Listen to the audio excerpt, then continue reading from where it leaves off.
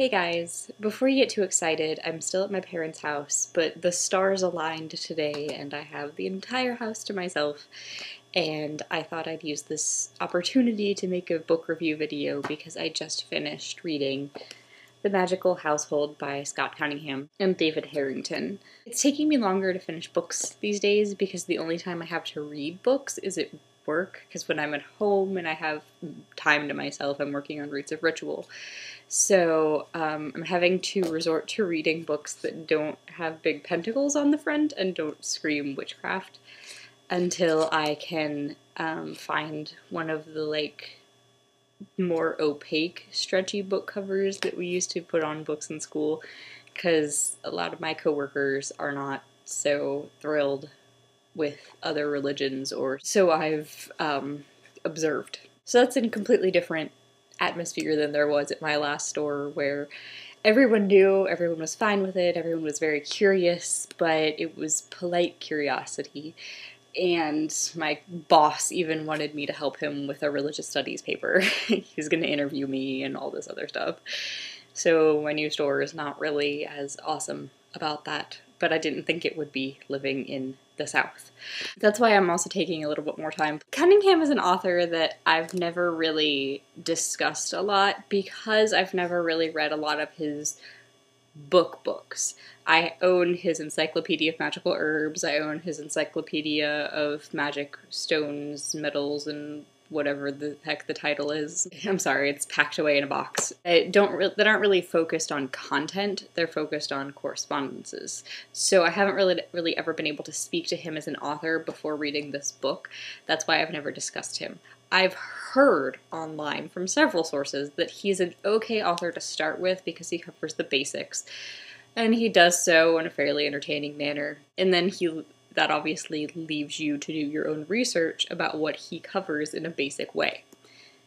This book kind of showed that. It stated a lot of facts that I guess would prompt you to do your own research to discover if they were facts, because there were no sources cited. And that's a common problem with pagan authors, so I can't hold it too much against him, but it still irritates me. The other issue that's, again, common with pagan authors is the presumption that everyone throughout history, because they performed actions based in superstition, was a witch, and these actions made them a witch, which is complete hokum and drives me insane.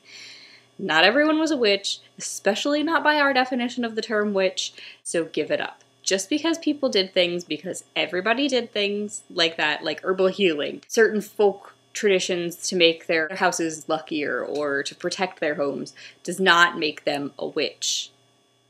Just getting that out there. And while we're on the subject, a lot of this book is about superstition, not magic. And there's a clear distinction, at least in my mind.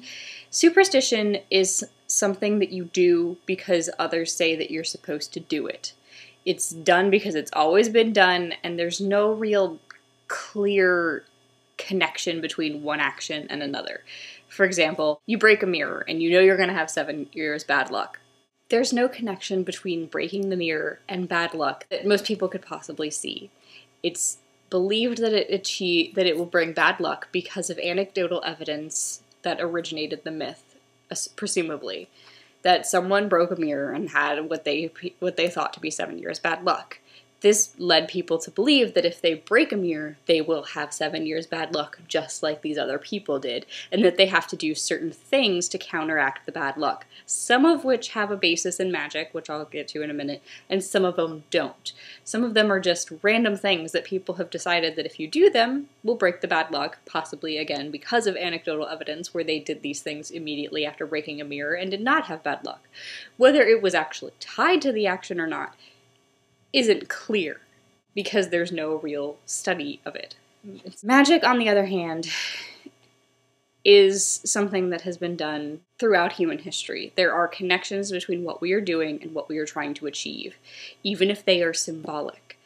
Superstition, though it can be symbolic, for example, when you wish to break a streak of bad luck, you throw salt over your shoulder, which has purification properties, and it will supposedly purify you of the bad luck. There's more than the simple action to magic. Magic is about focusing your will to achieve something. It's about putting energy toward it. Superstition lacks that. It's more about the belief and less about the action in superstition. And this book has much more superstition than actual magic, which is why I have issues with it being called the magical household. It should probably, in reality, be called the superstitious household, because there's so few magical ideas in it. There are several. It did achieve the purpose that for which I bought it, which was to give me ideas about what I want to do when I finally get an apartment. But aside from the few ideas that I got, I would not really recommend this book. Like, if you're really just looking for ideas, it might help you out. But if you aren't able to distinguish between things that are actually magical and things that are just superstition, probably not. And I know I'm walking a fine line here. I know a lot of people view magic as an extremely superstitious act, but the distinctions I'm making, I think, are fairly clear. The other issues I had were mainly, again, normal pagan author problems. That he pushed his other books. He said, oh, you know, if you want to learn more about this, you really need this book. And it wasn't even just his books. It was Llewellyn books, and it wasn't clear often why he was pushing them. In some cases it was. He would talk about, like, candle magic, and he'd be like, oh, go read this other book on candle magic, which was okay. When it was completely unclear, like when he was talking about the dates for the Sabbats, and he's like, you need this magical almanac to determine the dates for the Sabbats. I'm like, you do? Because I think you can look that up online without spending money. So with that idea that you needed the almanac to look up the dates and you couldn't possibly do it on your own, he also, like all pagan authors, would give you some spells, not many, and he'd say, this is what you do, this is what you use, go do it. And he wouldn't really explain the connections. And I know he has other encyclopedia books that would help you to determine the connections, but I feel when people are learning, the best thing to do is to say, this is why you're doing it, this is why you're using these items. Now you understand what you're doing, and you're able to go do it by yourself effectively, and you're able to write your own spells.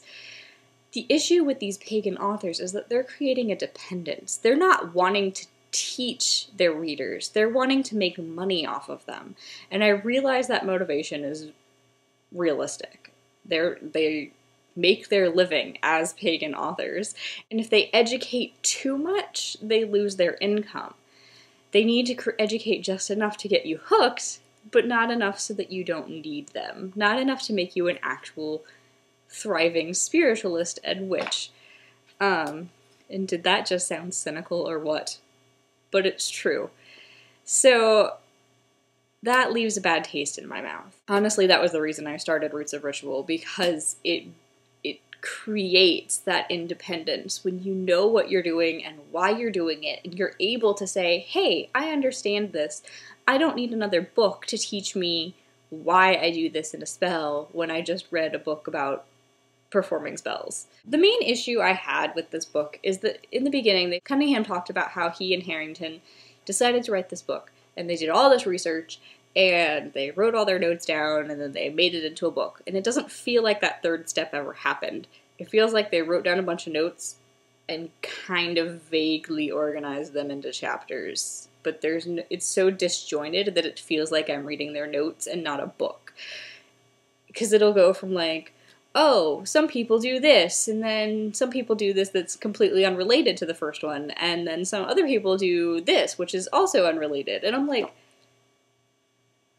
other than the fact that these are all related to the kitchen, these aren't related at all. There's no flow to the book, I guess, and that's another issue. It makes it kind of difficult to read when you're like, how did we just jump from one topic to another and another and another in the same paragraph? Another issue. And you might think that I'm nitpicking, and I probably am, to be honest. A lot of authors have these issues, but I'm addressing them here because he is one of the most beloved authors out there, and because they're so common that people need to be made aware of them. This is another issue I have with so many authors, it's not even funny. They present this idea that if you take a sacrifice from a tree or a plant or something living in nature, it's a sacrifice. That's no more a sacrifice on the part of the tree or the plant than you cutting off my arm as a sacrifice from me. I didn't offer my arm to you any more than the plant offered its leaves or its flowers or its limb to you. It's not a sacrifice. You have to accept that. It's you taking what you want from the plant, and then, if you're going with what most of these authors say, leaving a completely unrelated offering. A lot of these people say to leave a coin at the base of the tree or something like that. How does that help the tree that you stole the leaves or the flowers or the branch from? Like, a coin? What's the tree gonna buy? If you're really going to do this and you want to do it respectfully, acknowledge what you're doing, first of all. And then water the tree or leave an offering that it can actually get nourishment from. Take care of the tree. That is your offering back to the tree, not a coin. That just always irritates me. Oh, my favorite quote from this book. Favorite quote. If you practice magic that hurts or controls others, it will rebound on you and destroy your life.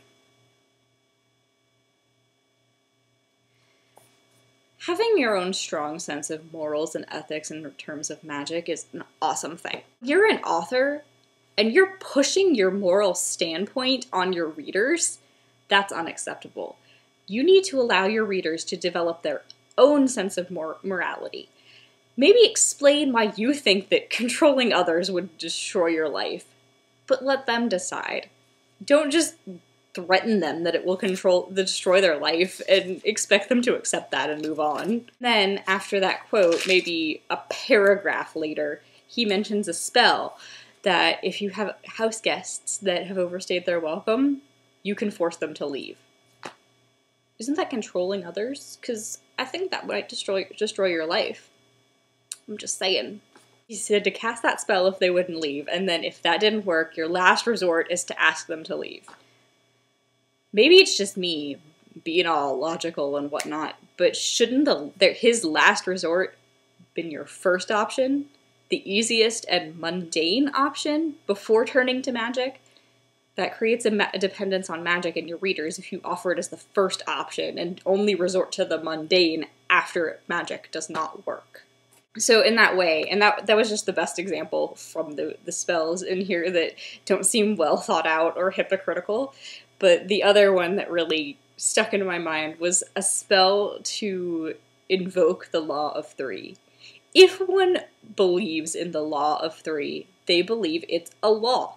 Laws, by definition, always work. You needn't invoke them.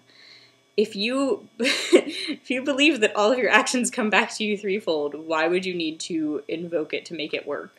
That just seems like a waste of energy if you believe in the threefold law. If you don't, you wouldn't need a spell to invoke it anyway. You might need a spell to punish someone because you don't believe in the Law of Three, but it wouldn't be the same, so there was really no use for that spell at all. A lot of this might seem really nitpicky, but like I said, there are problems with a lot of pagan authors, and when you're reading books, you need to recognize these things. You need to recognize these issues, these hypocrisies, these kind of questionable facts and things like that so that you can really analyze a book and see if it's the right book for you. So while you might not agree with everything I've said in this video, you still might think Cunningham's a great author, and he might be. This is only the first real book I've read of his.